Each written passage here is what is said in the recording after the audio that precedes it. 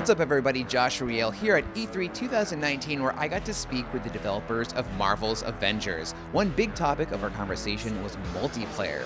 During the Square Enix presentation, they said it'll feature gameplay with 1 to 4 players, but they left it at that. I followed up with them and it turns out that the entire story campaign is single player only and has no multiplayer. I got to watch the private gameplay demo at Square Enix's booth and it is very much a single player experience. It was essentially the entire trailer you've already seen, but they actually showed the gameplay parts where you respond to the attack on the Golden Gate Bridge. As the level progresses, you're put in control of each Avenger for a different segment, and then it ends with a boss fight against Taskmaster with you as Black Widow. It was heavily scripted, kind of like Uncharted or Tomb Raider, and had you switching from one Avenger to another for key story beats, so you can kind of see why that wouldn't really work with 2 or more players.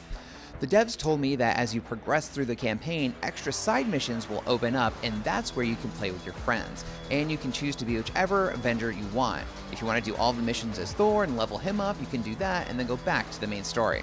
Note that you could play the whole campaign and all the missions single player if you wanted to, and you could do all of that offline, but to play multiplayer missions you need to be online. The missions will spin out of the main story and have a little story of their own, and the devs said that the stories will weave together, so it makes sense why you'd be going off on these missions in the first place. So, what do you think of the main campaign being solo? Are you okay with just doing side missions with your friends? Let us know in the comments. And be sure to check out all of our other videos on Marvel's Avengers here on IGN.